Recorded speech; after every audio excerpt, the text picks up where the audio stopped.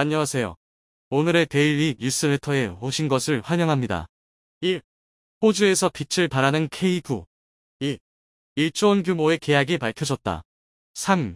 KF-2126 성공. 한번 진실을 알아봅시다. 한국의 K9 자주포를 대규모로 도입한다던 호주가 얼마 전 K9 도입 계약과 함께 장갑차 도입 사업 규모까지 대폭 축소하는 뒤통수를 날리며 논란이 됐었습니다. 그런데 호주의 이러한 갑작스런 정책들이 오히려 호주의 역풍으로 다가오고 있다고 하는데요. 호주 질롱시에 위치한 하나에어로스페이스 K9 생산기지에는 15만 미터 부지에 3만 2천 미터 크기의 방산 공장과 1.5km 길이의 주행 트랙, 사격장 등이 조성될 예정이었습니다. 호주 정부가 2년 전 1조 원 규모의 1차 자주포 공급 계약을 체결하면서 우리가 해당 부지에 절충교역 조건으로 생산 공장을 짓기로 했습니다. 내년 완공을 앞두고 K9 자주포와 호주형 모델인 AS 헌츠맨 30문, AS10 탄야군 반장갑차 15대를 생산해 2027년까지 호주에 납품할 계획이었습니다. 그런데 최근 문제가 생겼습니다.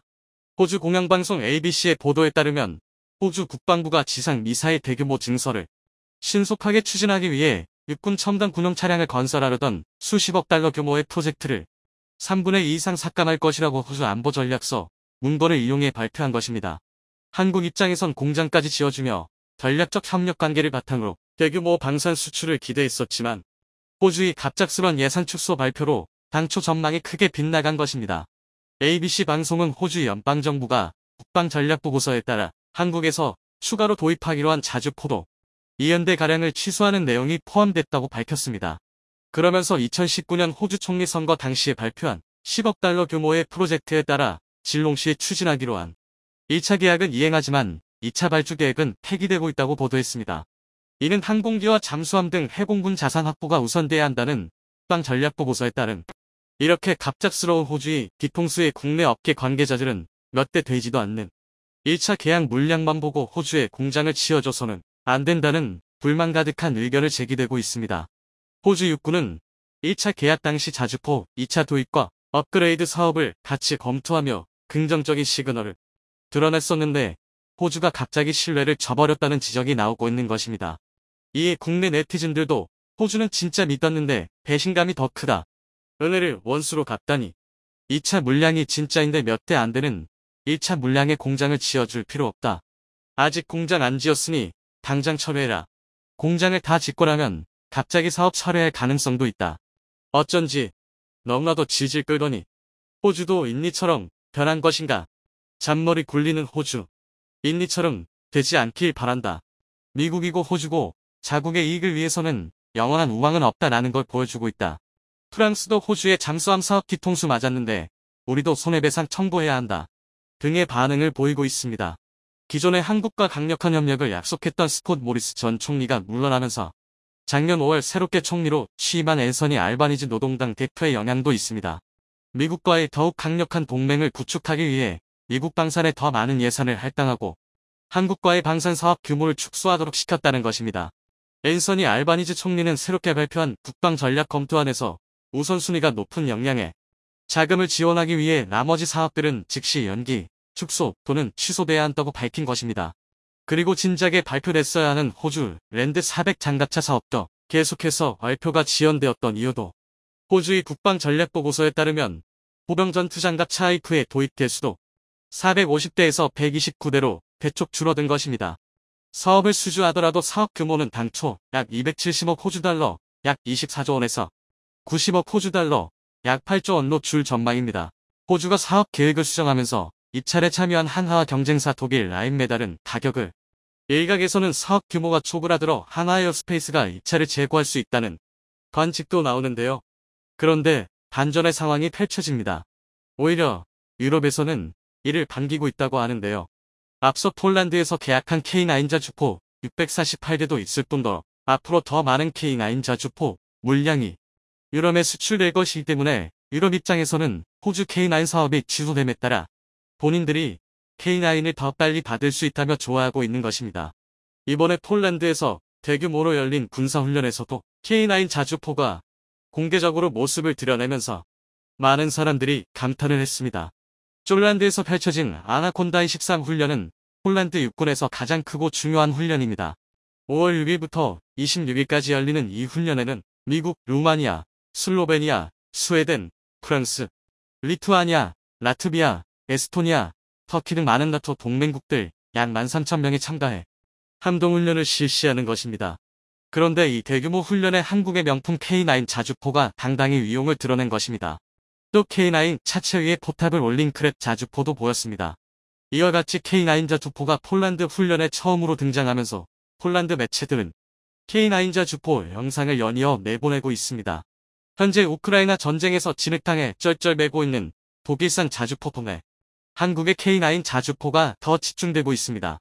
지금 폴란드를 비롯한 미국과 나토군이 함께한 훈련에서 K9 자주포 중심으로 훈련이 이뤄지고 있는 것을 보면 K9 자주포는 사계절이 뚜렷한 한국의 특성 때문에 진흙탕뿐만 아니라 다양한 험지 극복 능력이 우수하다고 평가되고 있으며 가파른 경사도 거뜬히 올라가는 놀라운 기동력을 지니고 있습니다.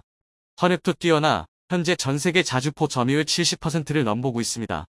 현재 한화는 자주포의 본산 연구까지 K9 팀 썬더 협력 확대를 하며 본격적인 유럽 공략에 시동을 걸고 있습니다. 이런 상황에 최근 한국에서도 18개국 외교단을 모아놓고 K9 자주포, K2 전차 등 사상 첫 K방산 세일즈가 펼쳐지며 세간의 주목을 받았습니다. 여러분, 전방을 바라봐 주십시오. 전방 2km 언거리의 방어 중인 적 전차를 경멸하겠습니다. 하나 둘 셋 쏴. 발사된 포탄이 표적을 명중하자 18개국 외교단 사이에서 탄성이 터져나왔습니다. 지난 2일 오후 경기도 포천 육군 제8기동사단에 실전 배치된 국산 무기를 살펴보기 위해 모인 각국 주한대사 등 외교단은 전투 사격 훈련에 참관하며 연신 박수를 쳤습니다. 이들은 모두 K방산의 고객이거나 잠재적 고객들입니다. 이날 훈련에는 K9 자주포를 비롯해 K2 전차, 다 K21 보병전투 차량, K600 장애물 개척전차 등 총 31대의 장비가 동원됐습니다. 적의 저항 세력을 완전히 경멸하기 위해 끊임없이 사격하고 있습니다. 아군의 막강한 화력으로 적방어 체계가 무력화되면서 기동로가 확보됐습니다 등 생생한 설명이 영어 통역으로 함께 제공되자 18개국 외교단은 훈련에서 좀처럼 눈을 떼지 못했습니다. 이렇게 주한 외교사절을 군부대로 초청해 실제 전투 사격 훈련 참관과 장비 전시 관람, 차량 시승 등 국산 무기 홍보만을 위한 행사를 별도로 연 건 이날이 사실상 처음인데요. 특히 K9 자주포 관련 설명을 캐서린 호주 대사는 K9A1의 승무원 숫자를 5명에서 더 줄일 수 있는 새 기술을 도입할 가능성이 있느냐고 물었고, 군 관계자는 현재 개발 중인 K9A2로 송탄 장치가 자동화되면 이 신기술을 통해 담승 인원도 3명까지 줄일 수 있다고 막힘없이 답했습니다. 그러자 호주 대사는 만족하며 고개를 끄덕였다고 합니다. 최근 호주 국방부에서 국방 전략 재검토로 K9 2차분 발주를 취소했지만 호주 내부에서는 이러한 결정에 반발하고 있는 이들이 많다고 합니다. 때문에 일각에서는 이번 행사에서 호주 대사가 K9A2 개량에 공식적으로 관심을 드러낸 것을 통해 차후에서 K9 도입 사업이 재개될 수도 있다는 뜻을 내비친 것으로 해석되고 있습니다. 특히 구스타브 슬라메치카 주한 체코 대사는 직접 K2 전차에 직접 몰아타보며 엄지치켜 세우기도 했습니다. 그는 행사가 끝난 뒤 인터뷰에서 오늘 관람한 모든 무기는 효과적으로 보이고 매우 정확하고 빨랐다는, 그는 우크라이나 전쟁과 여러 분쟁으로 갈수록 위험해지는 국제 정세에 대응해야 한다며 체코의 국방력 강화를 위해 고성능 무기의 주요 생산국인 한국을 잠재적 공급처로 보고 있다고 밝혔습니다. 작년에 한국, 체코 정부 관계자가 만나 원전방위산업 수소 등 양국 간 협력 강화를 하기로 했었는데요. 이 자리에서 직접적으로 한국 무기를 원한다는 의향을 드러낸 것입니다. 그리고 최근 체코도 전쟁 상황에 맞춰서 국방비 규모를 지속적으로 확대하고 있는데요. 앞서 체코 국방장관도 한국 방산에 관심이 많다고 밝히며 곧 방한하겠다 밝히기도 했습니다. 야나 체르노바 체코 국방장관은 최근 인터뷰에서 현재 체코는 폴란드와 유사한 지정학적 조건에 놓여 있고 군 전력 증강에 대한 여야 합의가 된 상황으로 예산도 있으며 폴란드처럼 구매 가능하다고 밝혔습니다. 그러면서 한국은 확실히 유럽의 매우 중요한 파트너가 될 것이라며 의미심장한 말을 남겼습니다. 그리고 지난달 폴란드와 마찬가지로 체코 장관들이 방한해 방산업체를 방문하기도 했는데요. 체코 장관들은 자국 트램 사업을 진행하며 한국 고속열차 트램에 대해 알아보러 현대로템을 방문하러 왔다가 특히 K2 전차를 보고도 많은 관심을 보였다고 합니다. 이와 같이 민주주의의 무기고라는 찬사를 받는 한국의 방산은 제품 자체의 품질과 가격 경쟁력을 갖췄을 뿐 아니라 우크라이나 전쟁에 따른 국제질서 재편 및 신냉전 구도와 맞물려 발목할 만한 성장세를 보이고 있습니다. 한국 덕분에 유럽에서 마땅한 북방력을 보유하게 된 폴란드를 비롯해 앞으로 루마니아, 체코, 영국 등 유럽 전역에서 러브콜이 쏟아질 것으로 전망됩니다. KF-21에 심각한 결함이 있다는 주장이 제기됐습니다. 지난해 7월 처음 하늘로 날만 오른 후 KF-21은 순조로운 시험 비행을 계속하고 있습니다. 그런데 느닷없이 무장 성능에 결함이 있는 것 아니냐는 의혹이 튀어나온 것입니다. 처음 실물이 공개됐을 때부터 구벨은 물론 국내에서도 KF-21은 근거 없는 비판과 비난에 시달려야 했습니다. 하지만 최근에는 비행 중 미사일 무장 분리 시험도 성공했던 터라 이런 의혹 제기는 다소 황당하기까지 합니다. 한편 이보다 더 황당한 일도 발생했는데요. 끈질기게 분담금을 미납하며 눈치만 보던 인도네시아가 KF-21의 시험 비행이 성공 가도를 달리자 슬그머니 분담금의 일부를 지급한 것입니다. 이번 시간에는 KF-21의 무장 성능 테스트 성공을 둘러싼 이야기에 대해 알아보겠습니다. KF-21이 난데없이 무장 성능에 결함이 있다는 의혹이 제기됐습니다. 실패 한 번 없이 순조롭게 시험 비행을 계속하고 있는 가운데 나온 의혹이라 해외 네티즌들 사이에서는 잠시 갑론을박이 벌어지기도 했습니다. 그도 그럴 것이 최근 국산 4.5세대 전투기 KF-21이 단거리 공대공 미사일 분리 테스트에 성공했기 때문입니다. 지난 5일 남해 상공에서 KF-21 시제 2호기는 비행 중 AIM-2000 단거리 공대공 미사일 분리 시험을 실시했고 시험은 아무 탈 없이 순조롭게 끝이 났습니다.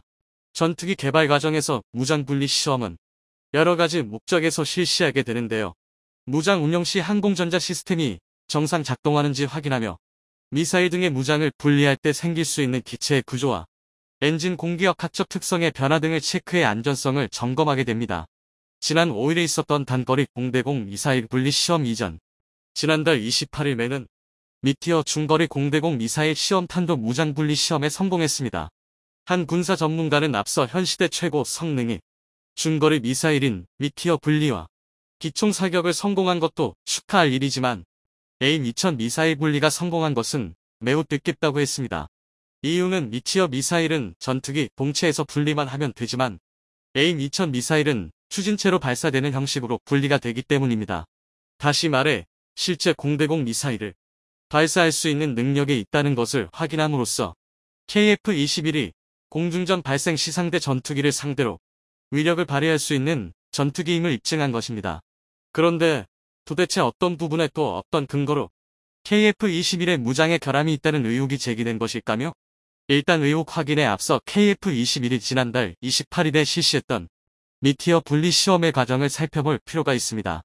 미티어 미사일은 동체에서 투하하는 방식으로 분리되기 때문에 눈으로 봤을 때는 그냥 떨어뜨리기만 하면 되는 건데 분리에 성공했다고 호들갑을 떨 필요가 없다는 부정적인 의견들이 있었습니다.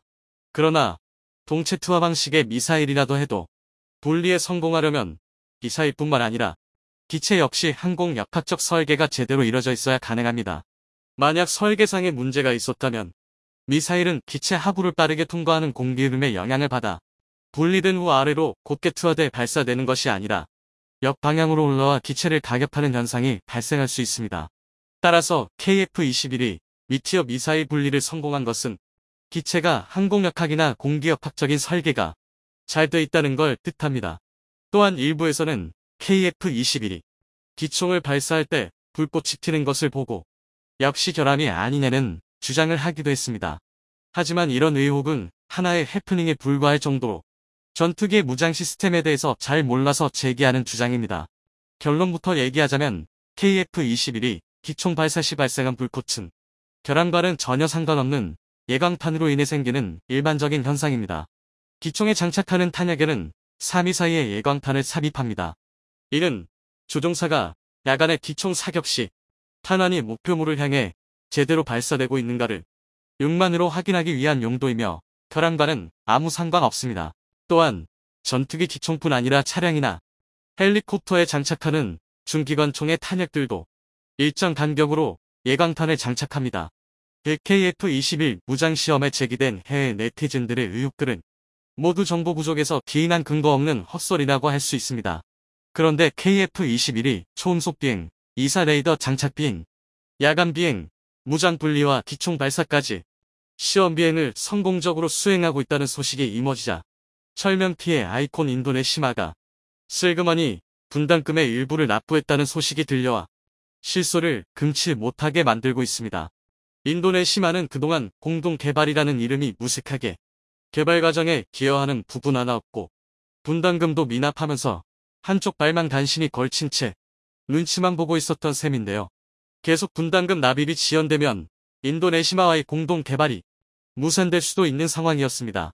하지만 KF-21의 시험 비행이 순조롭게 진행되는 걸 확인하자 지난해 11월에 93억 원을 납부하고 지난 2월에 400억 원을 납부했습니다.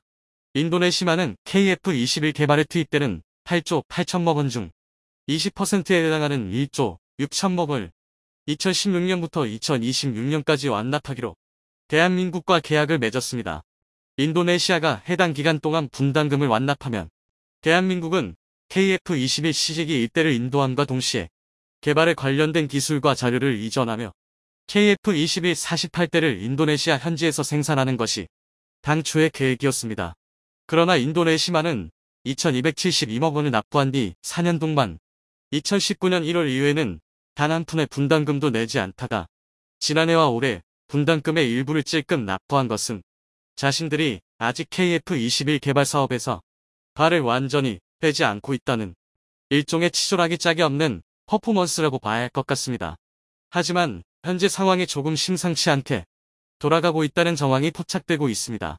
지난 1월 인도네시아 현지 언론 매체에서는 KF-21 시제 5호기가 인도네시아에 인도될 것이라며 자국의 조종사가 2023년 말에 KF-21 시제 5호기를 시험 비행할 예정이라고 보도한 적이 있습니다. 또한 시험 비행 임무를 수행할 조종사는 인도네시아 공군의 모하메드 수기안토 대령 등이라며 실명까지 거론하며 확정된 사실인 것처럼 기사를 게재했습니다. 아닌 게 아니라 알려진 사실에 의하면 올해 초에 인도네시아 조종사 2명이 우리나라에 입국해 KF-21의 전투기 시뮬레이션 시스템으로 비행 교육을 받고 있다고 합니다. 현재 KF-21 시제기는 4호기까지 제작돼 시험 비행 중인데요.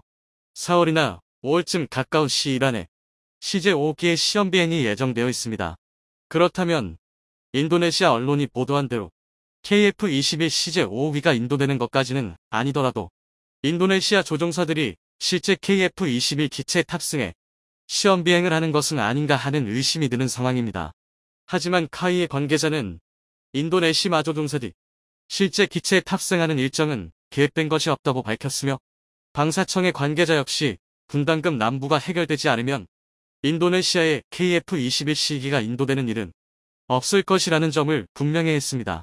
대한민국의 압박을 가하려는 인도네시아의 언론 플레이가 어떻게 보면 귀엽다고 느껴질 정도인데요. 인도네시아가 계속 분납금을 미납하면서도 계약한 내용대로 KF-21 시제 5호기를 보내달라고 하면 KF-21 5호라고 적힌 귀여운 종이 비행기나 사뿐히 날려줘야 할 것 같습니다. 슬금슬금 눈치만 보던 인도네시아가 선짓도를 꺼낼 정도로 KF-21의 시험 비행은 더 이상의 찬사가 필요 없을 만큼 매끄럽게 진행 중인데요. 한 가지 아쉬운 것은 무장으로 장착되는 공대공 미사일이 아직 국산화가 되지 않았다는 것입니다.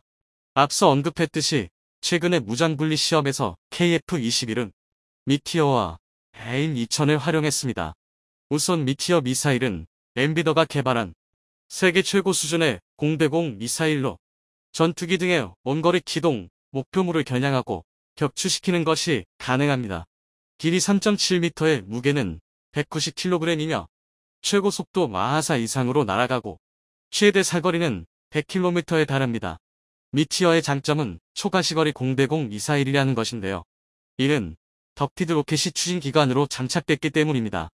덕티드 로켓이 장착된 미사일은 일반적인 고체 추진체를 활용하는 미사일에 비해 사거리가 비약적으로 증가하며 목표물에 도달할 때까지 속도를 일정하게 유지할 수 있습니다. AIM-2000은 독일이 사미드 아민더를 대체하기 위해 개발한 단거리 공대공 미사일로 길이는 2.9m이며 중량은 87.4kg이다. 최대 속도는 마하 3에 달하고 사거리는 25km 이상입니다. 플레어 같은 적외선 교란에도 잘 속지 않고 추력 편향 제어 장치와 발사 후 조준 시스템을 통해 기체의 뒤를 추격하는 적기를 공격하는 것도 가능합니다. 또한 미국산 전투기와의 호환을 위해 사이드와인더가 탑재 가능한 전투기에는 AIM-2000도 탑재가 가능해 범용성이 크다는 장점도 있습니다. 미티어나 AIM-2000 모두 KF-21의 무장으로 손색이 없는 미사일이긴 하지만 문제는 가격과 운용 효율성입니다. AIM-2000 한 발당 가격은 5억 원 정도이며 미티어는 한 발당 26억 원이나 합니다. 장기적인 관점에서는 KF-21에 장착할 공대공 미사일의 국산화도 반드시 성공해야 할 과제라고 할 수 있는데요. 이미 국산 공대공 미사일 개발은 진행 중에 있습니다. 국내 방위산업 기업인 LG 넥스원에서는 공대공 아이어 탐색기와 표적 적응 기술을 연구 개발 중이며 아이리스 시스템은 중적외선 대역 피파 방식의 시커와 양자 무무령 적외선 시커, 지속 냉각형 스털링 맨진 등을 개발해 이미 생산하고 있습니다. 이뿐만이 아닙니다.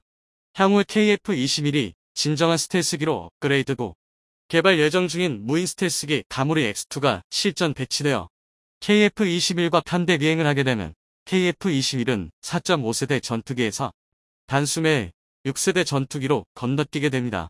5,500파운드급 터보팬 엔진이 장착되고 한국형 중거리 유도 폭탄을 탑재하는 것을 목표로 하는 가무리 X2는 미국과 유럽에서 개발 중인 무인 스텔스기의 성능에 크게 밀리지 않는 성능을 갖추고 있어서 미니 D2 폭격기라고 불러도 될 정도입니다.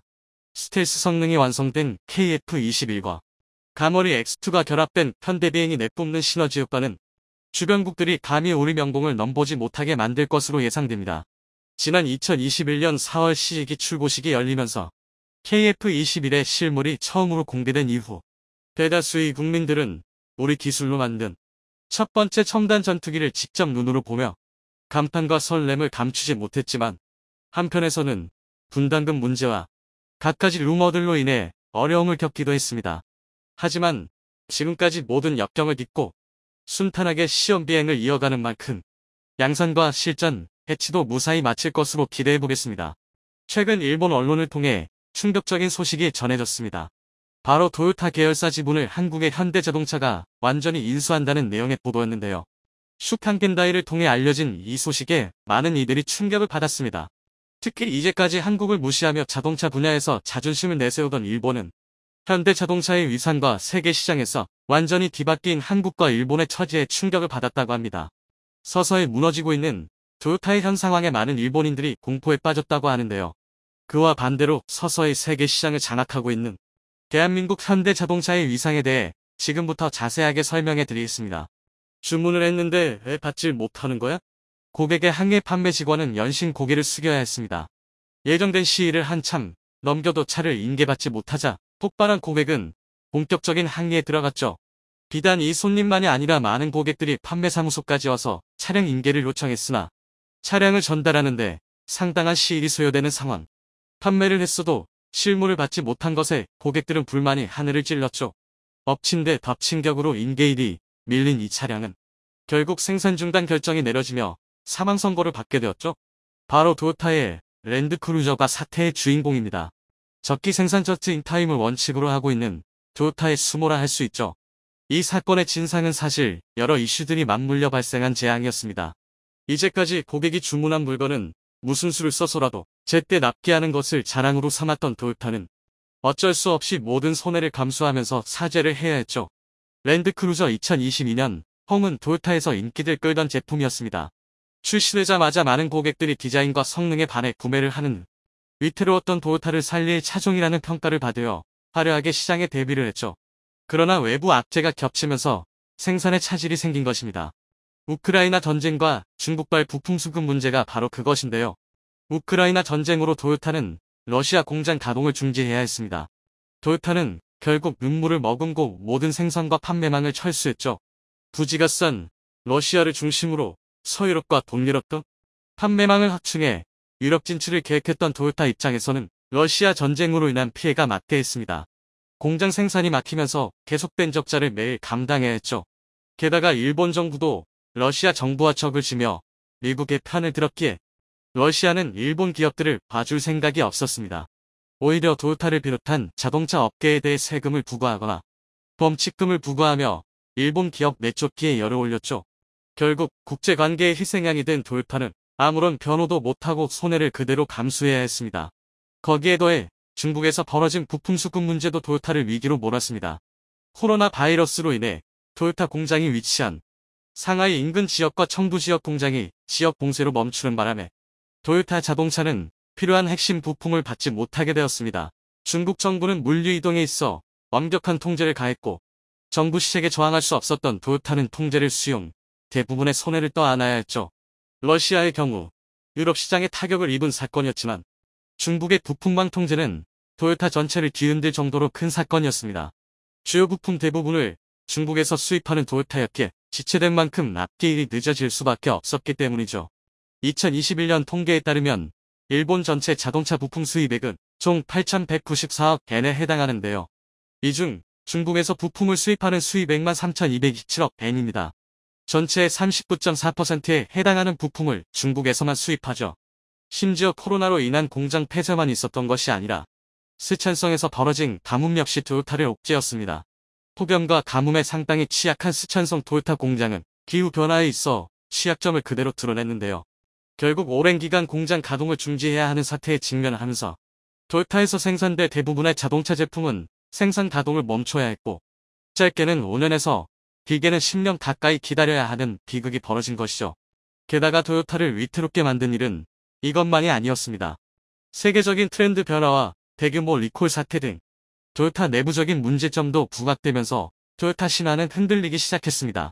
테슬라의 전기차가 비약적인 성장을 거듭하고 있고 대부분의 차량이 전기차 시장으로 넘어가는 가운데 도요타는 기존 내연기관 시장에 집착하는 모습을 보였습니다. 전기차 시대를 대비해 미리 전기차를 만들어야 한다는 외부의 비난에도 불구하고 도요타는 자신이 잘하는 것에 집중하는 구태의연한 사고방식을 버리지 않았죠. 이는 도요타의 철학인 일소현명과도 밀접하게 닿아 있습니다. 주어진 자리에서 목숨을 걸고 임한다는 뜻의 일소현명 정신을 받은 일본은 내연기관 고급화와 성능 개량에 집착했습니다. 하지만 세계 시장의 흐름은 전기차 EV로 넘어간 상황.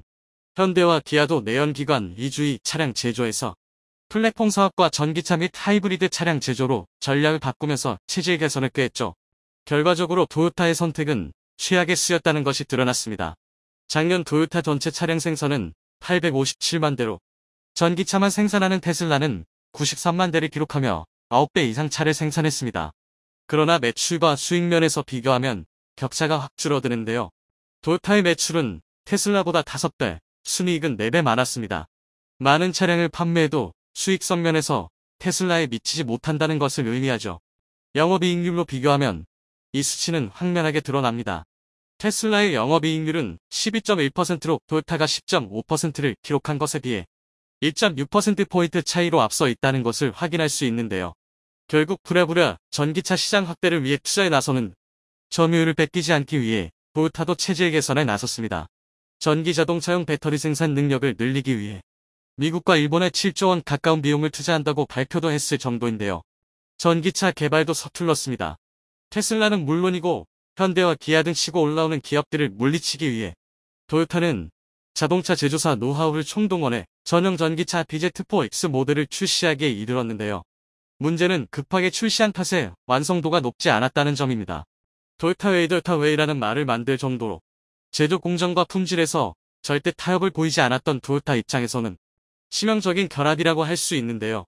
처음에 도요타는 결합에 대해 부인하는 모습을 보이거나 도요타의 문제가 아닌 고객의 문제라고 둘러대는 행동을 보였습니다. 그러나 전기차 문제로 고객들의 원성이 높아지자 미국 언론들이 취재에 나섰고 도요타는 항복할 수밖에 없었죠. 결국 도요타는 자사 전기차 리콜을 선언하게 됩니다. 심지어 내연기관차 구매를 원하는 이들에게 $5,000의 크레딧도 지불하면서 굴욕을 겪어야 했죠. 심지어 도요타그룹 산하 상용차 업체인 히노 자동차가 엔진 배출가스 수치를 조작하는 사건도 터지면서 도요타의 안전성에 대한 재검사가 일어나는 일도 동시다발적으로 일어났죠. 내부적인 문제를 처리하지 못해 도요타는 명성의 먹칠을 하게 되었습니다. 결국 도요타는 외부의 문제와 내부의 문제로 심각한 고통을 겪으며 그룹의 쇄신을 위해 결단이 필요했습니다. 도요타 아키우 대표이사는 심각한 상황에 대책을 세워야 하는 입장에 놓였죠. 올해 2분기 실적은 도요타의 위기 상황을 그대로 드러냈습니다. 해당 기간 영업이익은 5,786억 6천만 엔으로 지난해 같은 기간 9,974억 엔에 비해 무려 42%나 등락했습니다. 반도체 및 생산 문제가 제대로 반영되지 않은 실적이기에 이후에도 비슷한 실적 하락이 예상되는 가운데 토요타는 비상대책을 위한 자금 확보가 필요했습니다. 그동안 쌓아온 자산과 계열사를 통한 자금 확보로 버틸 수 있다고 생각했지만 생각 이상으로 재해들이 겹친 것과 동시에 전기차로 체질 개선을 해야 하는 가운데 토요타 입장에서는 자본 확보가 급했습니다. 결국 최근 토요타에서 놀라운 움직임을 보였는데요. 토요타 그룹 계열사 중 하나인 부품회사 덴소의 지분 15%를 현대에 넘기겠다는 결정을 내린 것이죠. 슈칸 다이를 통해 보도되면서 큰 화제를 불러일으켰습니다. 덴소는 토요타 그룹의 핵심 부품회사로 수많은 메이커의 부품을 공급하는 곳으로 원래는 토요타 자동차 산하에 있던 기업이나 분리를 해 지금의 덴소가 되었는데요. 토요타는 15%의 지분을 행사하고 있었으나 이를 모두 청산하고 현대자동차에 이를 넘기는 것으로 급한 자금을 마련하겠다고 결정한 것이었죠. 슈칸 켄다이에 따르면 현대 입장에서도 덴소의 지분을 매입 세계적인 부품 회사의 영향력을 행사할 수 있게 되면서 양사는 모두 흡족할 만한 결과를 얻었다고 하는데요. 그러나 일본이라는 국가 차원에서 이는 충격적인 사건이었습니다. 그동안 무시했던 한국 기업이 일본 기업의 지분을 가져가면서 한국과 일본의 처지가 역전된 것을 보여주는 사례였기 때문이죠. 일본 네티즌들은 이 소식에 충격이라는 반응을 보이며 역전된 처지에 당황한 기색을 감추지 못했다고 하는데요. 이제는 상황이 역전된 한국과 일본. 저문은 일본 자동차 회사와 다르게 상승하고 있는 한국은 전기차 시장에서 가파른 상승세를 보이며 현재 1등인 테슬라를 위협하는 수준이 되었는데요.